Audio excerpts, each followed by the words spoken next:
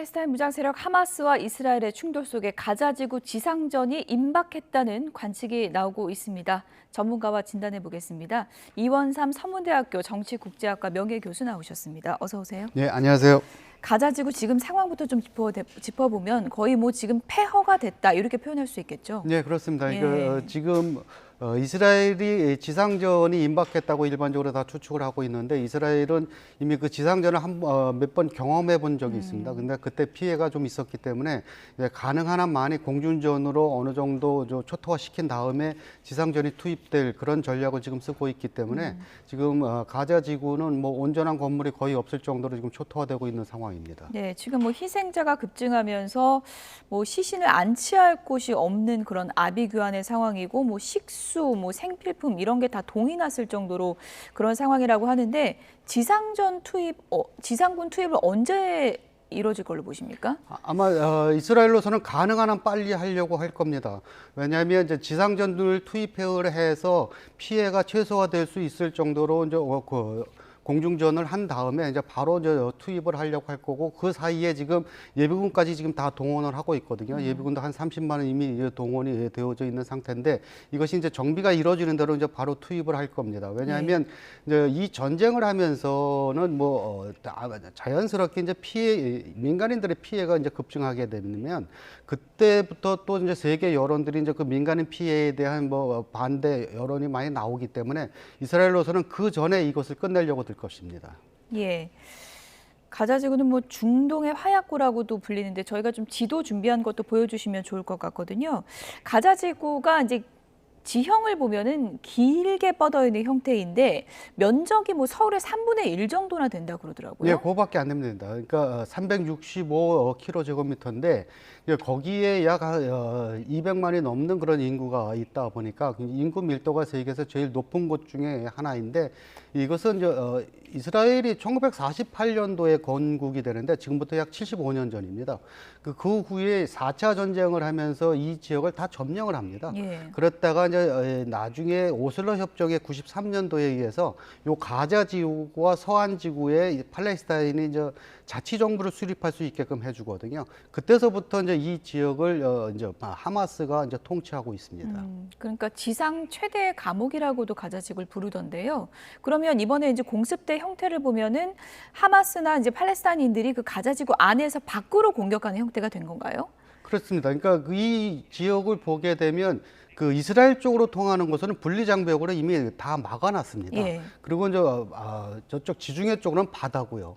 그러니까 일반인들이 나갈 수 있는 길이 아닙니다. 그러니까 육로를 통해서 나갈 수 있는 것은 그 밑에 이제 이집트 쪽이 유일한데 이집트 쪽도 지금 이집트가 그 난민들이 들어올 것을 우려해서 지금 봉쇄해 놓은 상태거든요. 그러니까 지금 이 지역의 일반 그 난민들은 좀 더 갈 수 있게 길을 터줘야 된다라고 하는 여론이 그래서 나오고 있는 겁니다. 예.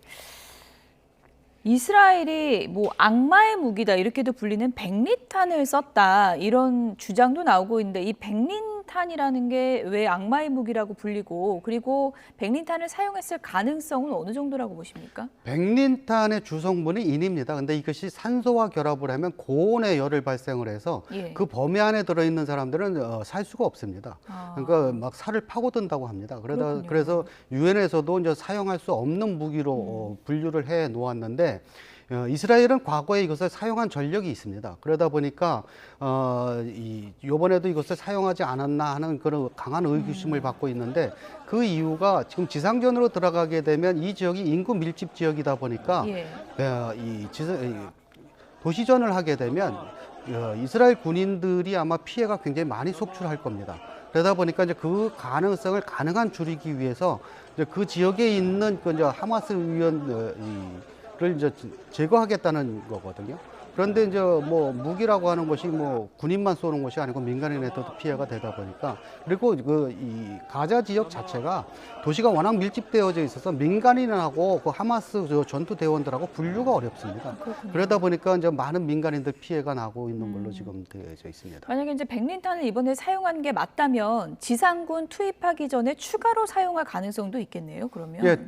지상군이 투입이 되면서 지상군의 피해가 많을 경우 또 사용할 가능성이 상당히 많이 있습니다. 예. 그래서 그만큼 이제 이 전쟁의 이제 위험성이 이제 고조가 되고 있는 건데, 그러니까 답답한 것은 이스라엘 건국 이후에 약 75년이 됐음에도 불구하고 지금 이 사태가 75년 동안을 이끌고 있거든요. 그럼 75년이면 어느 정도 완전한 해결은 안 되더라도 어느 정도 긍정적인 방향으로 해결의 실마리 쪽이 흘러가야 되는데 여기는 그렇지 않고 갈수록 악화되고 있는 게 가장 답답한 현상입니다. 어찌됐든 지금 뭐 최악의 시나리오까지 몰린 상황이고 이스라엘은 지금 지상군 투입을 지금 준비하고 있다 이런 보도가 나오고 있는 상황인데 막상 지상군이 투입이 되면 이스라엘이 군사력은 월등하지만 하마스가 워낙에 그 지형을 잘 알고 있기 때문에 어떻게 될지 모른다 또 이렇게 예측하는 분도 있던데 어떻게 예, 그렇습니다. 보십니까? 그러니까 하마스도 이미 몇 번의 그 공격을 당해봤기 때문에 거기에 대한 대비를 하고 있거든요. 그러다 보니까 땅굴로 많이 요새화되어져 있습니다. 땅굴이 많습니까? 예, 땅굴로 해서 뭐 지하 한 4, 5층까지도 다 되어져 있다라고 예. 했거든요. 지금 현재 이스라엘이 하마스가 로켓을 쏘고 있는 원점을 타격하고 있는데도 하마스는 계속 쏘고 있거든요. 이건 땅굴로 연결돼서 그렇기 때문에 그렇습니다. 그러니까 한 곳이 피해를 받으면 땅굴로 다른 데로 이동해서 하는 건데 지금 이 지상군이 들어갈 경우에도 마찬가지입니다. 그러니까 사제 폭탄을 이용해서 저번에 그 이스라엘이 들어갔을 때도 그 사제 폭탄에 의해서 피해를 많이 봤거든요. 이제 그런 것들을 이제 계속 계획을 하고 있을 겁니다. 그러니까 하마스로서는 이번 공격을 하면서 이런 것들을 다 계산했을 겁니다. 그러니까 하마스가 가장 강력한 군대 중에 하나라고 지금 군사 전문가들이 얘기하는 것은 그냥 이론으로 된 것이 아니라 그동안의 수십 년간의 체험을 통해서 얻은 지식들이거든요. 예. 그러다 보니까 이것을 아마 이번에 최대로 활용을 할 것으로 보여집니다. 예. 가자지구 면적 안에 이제 땅굴도 많다고 하셨는데 그렇게 되면은 시가전이 벌어졌을 경우에 단기간에 끝나기는 또 어렵다 이렇게 보는 또 분석도 있더라고요.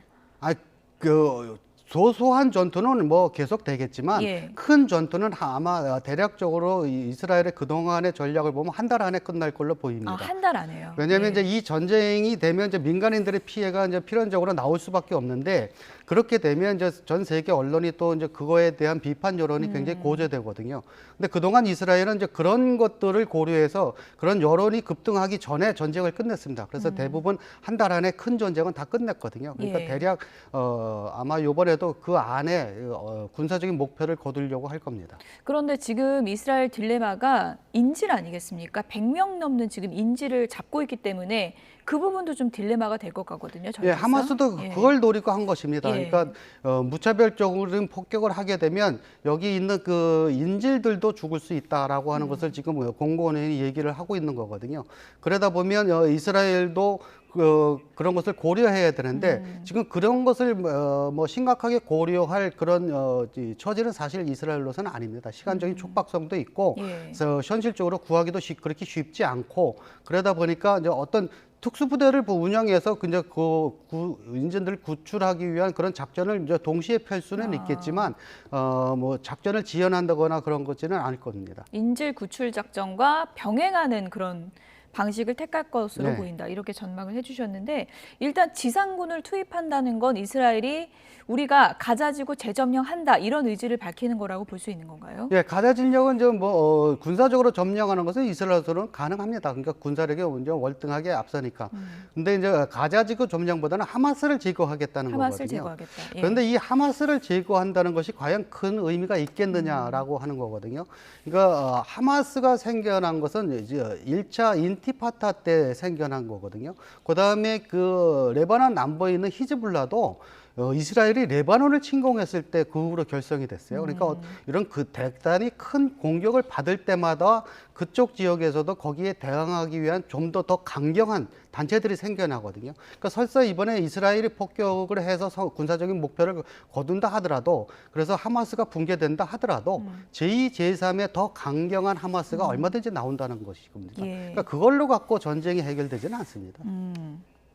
지금 헤즈볼라 얘기하셨는데 하마스보다 강력하다고 알려져 있고요. 헤즈볼라가 본격적으로 참전했을 경우에는 판이 더 커질 것이다 이런 우려가 나오고 있더라고요. 헤즈볼라가 본격적으로 참전을 한다는 것은 곧 국제전으로 간다는 뜻입니다. 국제전이요. 근데 지금 히즈볼라가 아직 그 정도까지는 아니거든요. 그러니까 히즈볼라가 물론 심정적으로는 하마스에 동조는 하지만 본격적으로 같이 동참하지는 않고 있습니다. 만약에 동참을 했다면 하마스가 공격했을 때 히즈볼라도 같이 했을 겁니다. 예. 그래 군사적으로 효과가 있거든요. 그러니까 하마스가 남쪽에서 하면 히즈볼라는 북쪽에서 해갖고 이렇게 이스라엘을 공경에 빠뜨렸을 텐데 히즈볼라는 거기에 참석하지 않고 지금 심정적으로만 동조를 하고 있고 물론 뭐 로켓 몇 발은 발사하고 뭐 이런 건 있었지만 이제 사후 진전 상태를 보는 것 같습니다. 그리고 이제 만약에 진전 상태가 어떻게 진행되느냐에 따라 이제 참가 여부가 결정이 될 텐데 참가가 결정이 된다고 하게 되면 그 옆에 있는 시리아 내지는 이란도 참석한다는 뜻이기 때문에 굉장히 복잡한 양상으로 갈 겁니다. 예. 헤즈볼라가 참전을 하면은 이제 국제전으로 가는 것이다. 그리고 하마스를 공격한다고 해서 하마스가 없어질 수는 없는 것이다. 이런 이제 분석들이 많은데 그렇다면 이스라엘이 택할 수 있는 지금 카드는 어떤 게 있는 걸까요? 이스라엘로서는 뭐 여태까지의 정황으로 보게 되면 군사적인 압도적인 우위를 최대한 활용하겠다는 전략입니다. 예. 이 전략을 한 번도 바꿔본 적이 없었습니다. 그러니까 오슬로 협정에 의해서 사실 1993년도에 라빈 총리하고 야세르 아라파트 간에 이제 협정을 맺거든요. 그러니까 무력 도발을 팔레스타인에서 안 하는 조건으로 서안하고 가자 지구를 이제 철수한다. 그리고 자치 정부를 세운다. 이제 그때 이게 협정이 맺어져 갖고 이런 자치 정부가 세워지고 뭐 그랬던 건데 이때도 보면 양측의 강경파들은 굉장히 이게 반발을 많이 했어요. 그래서 이 라빈 총리가 이 95년도에 그 이스라엘의 강경파에 의해서 암살당합니다. 이제 그 정도로 양측의 강경파들은 서로 간의 이 악감정이 굉장히 심하거든요. 예. 이제 그 이후에 들어선 정권이 그 당시 그 네타냐후 정부였습니다. 그때 그래서 이제 네타냐후 정부는 점령지에서 철수 안 한다 이제 해갖고 팔레스타인이 이제 그 협정을 이제 파기시키고 막 그런 역사적인 전철을 밟게 되는데 요번에 그 이스라엘의 그 국방장관 얘기도 그 어떤 표현을 하냐면 인간의 탈을 쓴 짐승들이다라고 얘기했거든요. 근데 이게 팔레스타인에서 이스라엘 보는 것도 똑같은 시각입니다. 예. 그러다 보니까 이게 지금 현재로서는 뭐 이성적인 어떤 판단을 기다리기가 어려운 상황입니다. 예. 어쨌든 지금 뭐 하루 이틀에 끝날 건 아니니까 민간인 피해를 최소화하는 게 가장 중요할 텐데 지금 또 공항에 대한 공격도 이뤄지고 있어서 민간인 탈출도 쉽지가 않은 상황 같더라고요. 민간인 탈출이 이루어지려면 육로를 열어줘야 됩니다. 근데 육로를 열어주는 건 딱 두 개인데 이스라엘 쪽이나 이집트 쪽을 열어줘야 됩니다. 근데 이제 이스라엘 쪽은 아마 거기에 하마스 대원들이 섞여 들어올 것을 우려해서 안 할 것이고 예. 그렇다면 이제 이집트 쪽을 열어줘야 됩니다. 그럼 이제 시나이 반도 쪽으로 이제 통하는 그 길이 열려서 나가는 건데 이집트 쪽에서도 이제 대량의 난민이 이제 들어올 것을 고려해서 이제 국제사회의 지원이 없으면 이집트에서도 안 하려고 될 건데 아마 미국이나 비롯한 중동 각국들이 이제 여기에 대한 협상들을 지금 진행하고 있는 걸로 알고 있습니다. 네. 이번에 이제 중동 이 사태가 터지면서 미국이 좀 우크라이나 문제는 소홀해지지 않을까 이런 전망도 있었는데 미국에서 이제 입장을 밝힌 걸 보면 우린 둘 다 지원이 가능하다 이렇게 밝혔더라고요. 지원은 가능하겠죠. 그런데 이제 여론이 문제입니다. 그러니까 이 지금 중동 사태가 이제 계속 여론의 이슈를 받게 되면 자연스럽게 이제 우크라이나 문제는 이제 뒷전으로 밀리게 되거든요. 그렇게 되면 푸틴 대통령은 어떻게 보면 호재입니까? 그렇죠. 이제 푸틴 대통령 그게 이제 호재가 되겠죠. 예. 그리고 이제 우크라이나로서는 이제 그게 이제 저 악재가 될 것이고, 그리고 이제 우크라이나와 이스라엘은 좀 다른 점이 있습니다. 우크라이나는 전쟁을 수행하려면 미국을 비롯한 이 외국의 무기 지원을 받아야 되는 나라지만 이스라엘은 아닙니다. 자체 그 무기가 이미 굉장히 강력하게 있습니다. 예. 물론 미국의 무기 지원을 많이 받으면 더 좋지만 그거 없어도 자체 전쟁 능력을 할 수 있는 나라입니다. 예. 이번 분쟁으로 이제 확산되는 것을 막아야 된다는 이제 국제적인 공감대가 있기 때문에 이란의 입장이 앞으로 어떻게 될 것인가 이 부분이 이제 중요할 텐데요. 미국과 이란의 대리전이 될 수 있다는 우려가 크잖아요. 이건 어떻게 전망하십니까? 그러니까 이란도 그래서 상당히 지금 신중한 모드로 가고 있습니다. 예. 우리는 뭐 팔레스타인을 지지는 하지만 우리가 직접 개입하지는 않았다라고 지금 부인을 하고 있고 미국도 미이란이 직접 관여했다는 증거가 없다라고 하는 것은 그만큼 이란의 참가를 두려워하는 거거든요. 그러니까 이란이 도와줬다고 확신한다라고 하면 곧 이란을 공격해야 된다는 뜻이기 때문에 지금 그런 것을 자제하고 있는데 이건 아랍 쪽을 봐도 마찬가지입니다. 그러니까 사우디 입장에서도 사우디가 지금 상당히 좀 이렇게 중간에서 곤란한 처지가 돼 있는데 일단 팔레스타인 지지하는 입장을 밝힌 거 아닙니까? 예, 근데 그게 좀 미묘한 차이가 있습니다. 그러니까 하마스를 지원한다는 뜻이 아니고 그렇군요. 팔레스타인을 지배한다고 돼 있었거든요. 그러니까 실제로 하마스를 사우디가 지원을 한다면 예. 하마스 쪽으로 전화를 걸어야겠죠.